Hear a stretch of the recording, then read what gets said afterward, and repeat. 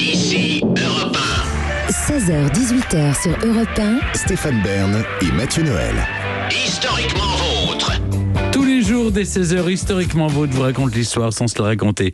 Et elle nous raconte des histoires où ça se joue souvent à un cheveu près. C'est Clémentine Portier-Kaltenbach. Oui, parce qu'aujourd'hui, Clémentine, plus qu'un cheveu, c'est de nombreux que Jules César, lui, a perdu.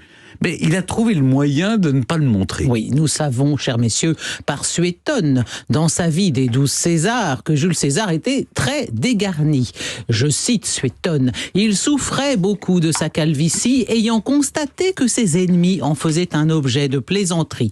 Aussi avait-il coutume de faire revenir sur son front le peu de cheveux qu'il avait, et de tous les décrets que prirent en son honneur le Sénat et le peuple, aucun ne lui fut plus agréable et dont il profita plus volontiers que celui qui lui donnait le droit de porter constamment une couronne de laurier. » Donc on a bien compris, il devait en fait, Jules César, ramener un peu le peu de cheveux là qu'il avait comme une frange en somme, et puis le fait de mettre sa couronne de laurier, ça lui faisait comme un serre-tête, vous voyez, hein, bon évidemment, là le Condor devient cacatoès quand on sait ça, mais bien sûr à l'époque la chevelure est un élément structurant de la puissance impériale. La calvitie précoce est très mal vécue par les empereurs. C'est ce que nous explique Bernard Lançon, professeur émérite d'histoire romaine à l'université de Limoges, et ce monsieur est l'auteur d'un ouvrage intitulé Poil et pouvoir, l'autorité au fil du rasoir d'Auguste à Charlemagne. C'est un livre qui est paru en juin 2019 aux éditions Arquet.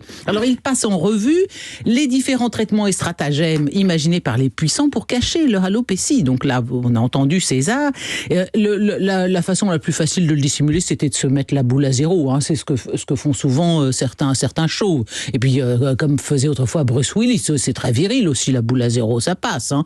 Mais j'ai déjà cité César, mais Suétone précise aussi que l'empereur Caligula, jeune empereur romain, avait lui aussi le sommet de la tête dégarnie, de même que Domitien. Et Domitien, je cite, était enlaidi par la calvitie. Oui, la calvitie. Pour un Romain, c'est la laideur. Et du coup, Domitien, c'est bien fait pour lui d'ailleurs, parce que c'est l'empereur romain qui a persécuté tellement de premiers chrétiens. Mais en tout cas, il supportait pas que on fasse une réflexion sur un chauve. Il le prenait comme une offense personnelle. Il a même écrit, Domitien, alors ça je l'ignorais, je l'ai découvert dans ce livre, il a écrit un petit traité sur la manière de se soigner les cheveux. Hein, un traité qui aurait pu s'intituler « T'es empereur romain et t'as pas de shampoing ?» hein, un truc comme ça, mais c'était vraiment ça, hein. Car oui, à Rome, la chevelure impériale est importante et un critère essentiel de la beauté. La beauté est un paradigme indispensable au pouvoir impérial. Vous vous souvenez que j'avais fait une chronique sur les Mérovingiens et leurs cheveux et comment, chez Clovis et ses copains, pour vous humilier et vous mettre out of order du pouvoir, on vous met la boule à zéro. Alors donc, voilà, César, Domitien, Constantin retenaient ça, ils vivaient leur calvitie comme une honte et c'était si important que certains auteurs lancent un contre-feu. Bertrand Lançon nous raconte qu'à l'éloge de la chevelure composée au IIe siècle par Dion de Prusse, un certain Synésios de Cyrène répond par un éloge de la calvitie. Vers 400 après Jésus-Christ. Chez cet auteur, la calvitie devient une qualité philosophique, politique et militaire. Pour lui, ce sont les chauves qui sont les plus proches du divin. Tous les philosophes, de Diogène à Socrate, n'étaient-ils pas chauves? Oui, le chauve pourrait bien être le plus divin des êtres humains sur Terre.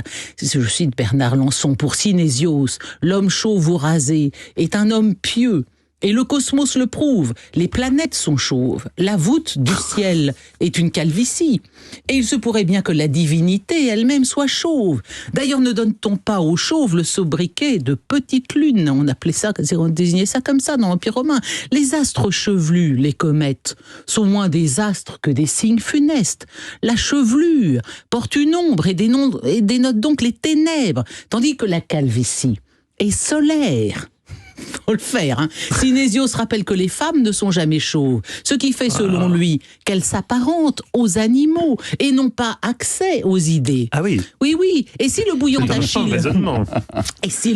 d'Achille avait pu vieillir, écrit Synésios, il serait sûrement devenu chauve et sage.